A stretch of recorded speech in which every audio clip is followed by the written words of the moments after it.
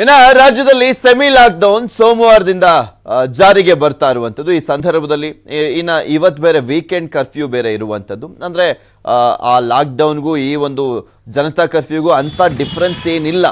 ಆಗಿದ್ದರೂ ಕೂಡ ಜನರ ಅನಗತ್ಯ ಓಡಾಟ ಮುಂದುವರೆದಿದೆ. ನಿಮಗೆ ತೋರಿಸ್ತಾನೆ ಇದ್ವಿ ಬೆಂಗಳೂರಿನಲ್ಲಿ ಹೇಗಿದೆ ಪರಿಸ್ಥಿತಿ ಅಂತ. ಈಗ ಜಿಲ್ಲೆಗಳನ್ನ ನೋಡ್ತಾ ಹೋಗೋಣ. ಮೈಸೂರಿನಲ್ಲಿ ಹೇಗಿದೆ, ಯಾದಗಿರಿಯಲ್ಲಿ ಹೇಗಿದೆ, ಕೊಪ್ಪಳದಲ್ಲಿ ಹೇಗಿದೆ ಅನ್ನೋದರ ದೃಶ್ಯಾವಳಿಗಳನ್ನು ನಿಮ್ಮ ಮುಂದೆ ಇಟ್ಟಿದ್ದೀವಿ. ಈ ಒಂದು ಜಿಲ್ಲೆಗಳಲ್ಲಿ ಈಗ ಆಲ್ರೆಡಿ ಕೊರೋನಾ ಹೋಗೇ ಬಿಟ್ಟಿದೆಯೇನೋ ಅನ್ನುವ ರೀತಿಯಲ್ಲಿ ಜನ ವರ್ತನೆಯನ್ನು ಮಾಡ್ತಾ ಇರುವಂಥದ್ದು ನಿಮಗೂ ಕೂಡ ತೋರಿಸ್ತಾ ಇದ್ದೀವಿ. ನೀವು ಕೂಡ ಗಮನಿಸ್ತಾ ಇದ್ದೀರಾ ಹೇಗಿದೆ ಅಂತ. ಯಾಕೆಂದರೆ ಮನೆಯಲ್ಲಿರಿ ಅಂತ ಎಷ್ಟೇ ಬೇಡ್ಕೊಂಡ್ರೂ ಕೂಡ ಜನ ಕೇಳೋದಿಲ್ಲ. ಓಕೆ, ಅವಕಾಶ ಮಾಡಿಕೊಟ್ಟಿದ್ದಾರೆ 6 ಗಂಟೆಯಿಂದ 10 ಗಂಟೆ ತಗೊಳ್ಳಿ, ಬೇಡ ಅಂತ ಹೇಳ್ತಿಲ್ಲ. ಬಟ್ ಮಾಸ್ಕನ್ನು ಸರಿಯಾಗಿ ಹಾಕ್ಕೊಳ್ಳಿ, ಸೋಷಿಯಲ್ ಡಿಸ್ಟೆನ್ಸನ್ನು ಮೇಂಟೈನ್ ಮಾಡಿ ಅಂತ ಅಷ್ಟೇ ನಾವು ಕೇಳ್ತಾ ಇರುವಂಥದ್ದು. ಯಾಕೆಂದರೆ ನಾವು ಎಷ್ಟು ಬೇಜವಾಬ್ದಾರಿಯನ್ನು ತೋರಿಸ್ತಾ ಹೋಗ್ತೀವಿ ಅಷ್ಟರ ಮಟ್ಟಿಗೆ ಬಿಗಿಯಾದಂಥ ಕ್ರಮಗಳು ಜಾರಿಯಾಗ್ತಾ ಹೋಗುತ್ತೆ. ನೆಕ್ಸ್ಟ್ ಮಾರ್ಕೆಟು 6ರಿಂದ 8 ಗಂಟೆಗೆ ಮಾತ್ರ ಅವಕಾಶ ಅಂತ ಮಾಡಿಕೊಟ್ರೆ ಏನು ಮಾಡ್ತೀರಾ? ಅಥವಾ ಬರೀ 1 ಅವರ್ ಮಾತ್ರ ಅವಕಾಶ ಅಂದರೆ ಏನು ಮಾಡ್ತೀರಾ? ಏನು ಮಾಡಲಿಕ್ಕಾಗೋದಿಲ್ಲ. ಆವಾಗ ಸುಮ್ಮನೆ ಜನ ಜಾತ್ರೆ ಮಾಡಿಕೊಂಡು ಇರುವಂಥ ಕೆಲವೊಂದು ಸಡಿಲಿಕೆ ಮಾಡಿರುವಂಥದ್ದನ್ನು ಕೂಡ ದುರುಪಯೋಗ ಪಡಿಸ್ಕೊಳ್ಬೇಡಿ. ಏಕೆಂದರೆ ತುಂಬ ಜನ ಅವತ್ತು ದುಡ್ದು ಅವತ್ತು ಬದುಕುವಂಥವ್ರು, ಅವತ್ತು ದುಡ್ದು ಅವತ್ತು ತಿನ್ನುವಂಥವ್ರು ತುಂಬ ಜನ ಇದ್ದಾರೆ. ಅವ್ರಿಗೂ ಎಫೆಕ್ಟ್ ಆಗುತ್ತೆ ನಮ್ಮ ಬೇಜವಾಬ್ದಾರಿತನ.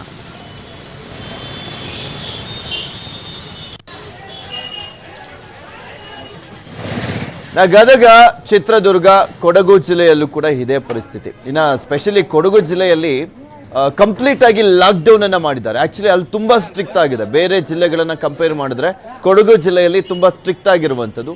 ಅಲ್ಲಿ ಯಾರೋ ಇಬ್ರು ಹುಡುಗರು ಬೇಕಾಬಿಟ್ಟಿಯಾಗಿ ಓಡಾಡ್ತಾ ಇದ್ರು. ಪೊಲೀಸರು ಚೆನ್ನಾಗಿ ರುಚಿ ತೋರಿಸಿ ಬಸ್ಕಿಯನ್ನ ಕೂಡ ಓಡಿಸಿದ್ದಾರೆ. ದಕ್ಷಿಣ ಕನ್ನಡದಲ್ಲೂ ಕೂಡ ಅದೇ ರೀತಿಯಾದಂಥ ಒಂದು ಟಫ್ ರೂಲ್ಸ್ ಇದೆ.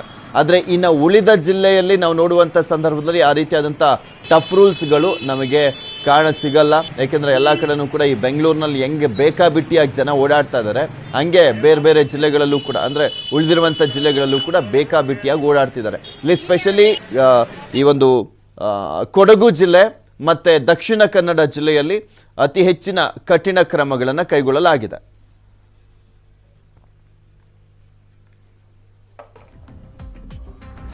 ಮಲ್ಲೇಶ್ವರಂ ಮಾರ್ಕೆಟ್ನಲ್ಲೂ ಕೂಡ ಬೆಂಗಳೂರಿನಲ್ಲಿ ಅತಿ ಹೆಚ್ಚಾಗಿ ತುಂಬಾ ಜನ ಮಾರ್ಕೆಟ್ಗೆ ಹೋಗುವಂಥದ್ದು ಅಂದರೆ ಅದು ಒಂದು KR ಮಾರ್ಕೆಟ್, ಮತ್ತೊಂದು ಮಲ್ಲೇಶ್ವರಂ ಮಾರ್ಕೆಟ್. ಅಲ್ಲಿ ಹೇಗಿದೆ ಅನ್ನೋದ್ರ ಬಗ್ಗೆ ಮಾಹಿತಿಯನ್ನು ನೀಡ್ತಾರೆ ನಮ್ಮ ಪ್ರತಿನಿಧಿ ದಶರಥ್. ನೇರ ಸಂಪರ್ಕದಲ್ಲಿ ಜಾಯ್ನ್ ಆಗ್ತಾ ಇದ್ದಾರೆ.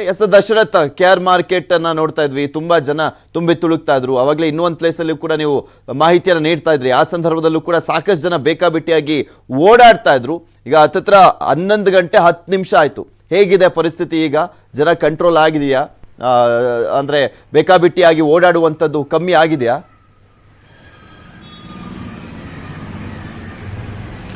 ಪೃಥ್ವಿರಾಜ್, ಒಂದಂತೂ ಅರ್ಥ ಆಗ್ತಿಲ್ಲ. ಸೋಮವಾರದಿಂದ ಸ್ಟ್ರಿಕ್ಟ್ ಆಗಿ ಲಾಕ್ಡೌನ್ ಮಾಡ್ತಿದ್ದೀವಿ.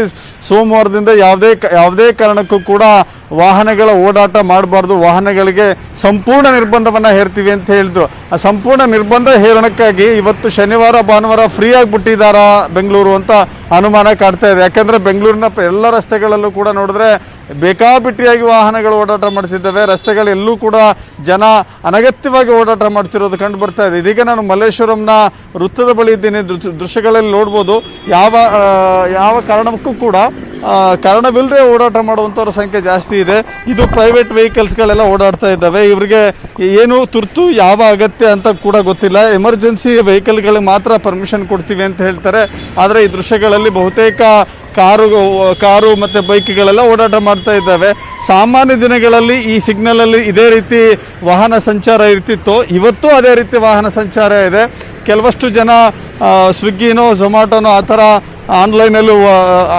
ಆನ್ಲೈನಲ್ಲಿ ಸಾಗಾಟ ಮಾಡುವಂಥ ಫುಡ್ಡನ್ನು ಸಪ್ಲೈ ಮಾಡುವಂಥ ಕೆಲವಷ್ಟು ಜನ ಇದ್ದರೆ, ಬಹುತೇಕ ಯಾವುದೇ ಕೆಲಸಗಳನ್ನ ಇಲ್ಲದಂಥ ಅಥವಾ ಸಾಮಾನ್ಯವಾಗಿ ದಿನನಿತ್ಯ ಯಾವ ರೀತಿ ಓಡಾಟ ಮಾಡ್ತಾರೋ ಅದೇ ರೀತಿಯ ವಾಹನಗಳು ಇವತ್ತು ಓಡಾಟ ಮಾಡ್ತಿದ್ದಾವೆ. ಅಟ್ಲೀಸ್ಟ್ ಸಾಮಾನ್ಯ ದಿನಗಳಲ್ಲಾದರೂ 1 ವೇ ಅಂತೆಲ್ಲ ಪಾಲಿಸ್ತಾರೆ. ಇಲ್ಲಿ ನೋಡ್ಬೋದು ನಾವು, ಇದು 1 ವೇ ಆದರೂ ಕೂಡ 1 ವೇಲೆ ರೂಲ್ಸ್ಗಳನ್ನು ಬ್ರೇಕ್ ಮಾಡ್ತಾರೆ. ಕೋವಿಡ್ ರೂಲ್ಸ್ ಅನ್ನು ಬ್ರೇಕ್ ಮಾಡ್ತಾರೆ, ಟ್ರಾಫಿಕ್ ರೂಲ್ಸ್ ಅನ್ನು ಕೂಡ ಬ್ರೇಕ್ ಮಾಡ್ತಾ ಇದ್ದಾರೆ. ಸೊ ಹೇಳೋರು ಕೇಳೋರು ಯಾರು ಇಲ್ಲ ಅನ್ನೋ ಪರಿಸ್ಥಿತಿ ನಿರ್ಮಾಣ ಆಗಿದೆ. ಅಲ್ಲಲ್ಲಿ ಕೆಲವಷ್ಟು ಬ್ಯಾರಿಕೇಡ್ಗಳನ್ನ ಹಾಕೊಂಡಿದ್ದಾರೆ, ಆದರೆ ಬ್ಯಾರಿಕೇಡ್ಗಳು ಮಾತ್ರ ಕಾಣಿಸ್ತಾ ಇದ್ದಾವೆ, ಪೊಲೀಸರು ಕಾಣಿಸ್ತಾ ಇಲ್ಲ.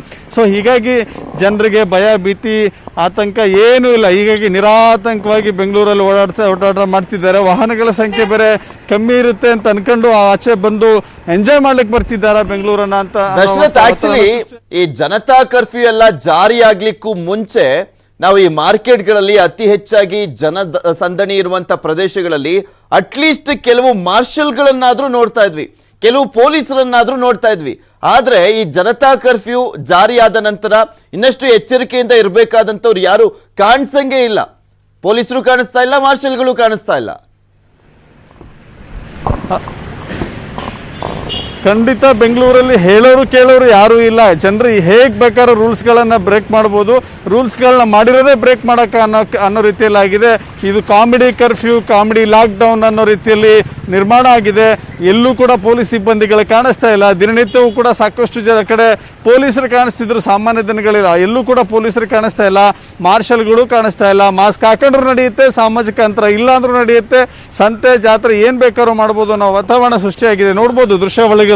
ಈಗಲೂ ಕೂಡ ಹೂವಿನ ವ್ಯಾಪಾರ ಕೂಡ ನಡೀತಾ ಇದೆ. 11 ಗಂಟೆ 15 ನಿಮಿಷ ಆಗ್ತಾ ಬಂದಿದೆ. ಹೂವಿನ ವ್ಯಾಪಾರವು ಕೂಡ ನಿರಾತಂಕವಾಗಿ ನಡೀತಾ ಇದೆ. ಸೊ ಎಲ್ಲೊಂದು ಕಡೆ ಸೋಮವಾರದಿಂದ ಸ್ಟ್ರಿಕ್ಟ್ ಆಗಿ ಲಾಕ್ಡೌನ್ ಮಾಡ್ತೀವಲ್ಲ, ಹೇಗೋ ಆಗ್ಲಿಂದಾನೇ ಶುರು ಮಾಡ್ಬಿಡೋಣ, ಈಗ ಯಾಕೆ ಈಗ ಒಂದೆರಡು ದಿನ ಫ್ರೀ ಬಿಟ್ಬಿಡೋಣ ಜನಗಳಿಗೆ ಅನ್ನೋ ದೃಷ್ಟಿಯಲ್ಲಿ ಯೋಚನೆಯಲ್ಲಿ ಸರ್ಕಾರ ಇದ್ದಂತೆ ಕಾಣಿಸ್ತಾ ಇದೆ. ಸೊ ಹೀಗಾಗಿ ಬೆಂಗಳೂರಿನಲ್ಲಿ ಎಲ್ಲ ಕಡೆಗಳಲ್ಲೂ ಕೂಡ ವಾಹನ ಸಂಚಾರ ಬೇಕಾಬಿಟ್ಟಿ ಓಡಾಡ್ತಾ ಇದ್ದಾರೆ. ಜೊತೆಗೆ ಈಗಲೂ ಕೂಡ ಹಣ್ಣು ಹೂವು ತರಕಾರಿ ವ್ಯಾಪಾರ ನಿರಾತಂಕವಾಗಿ ನಡೀತಾ ಇದೆ. ಇದು ವೀಕೆಂಡ್ ಕರ್ಫ್ಯೂವಾ ಅಥವಾ ಸಾಮಾನ್ಯ ದಿನಗಳೆಲ್ಲ ಇದೆಯಾ ಅನ್ನೋ ಗುಮಾನಿ ಕಾಡುವಂಥ ದೃಶ್ಯಗಳು ನಾವು ನೋಡ್ತಾ ಇದ್ದೀವಿ. Prithviraj. Okay, thank you Dashrath.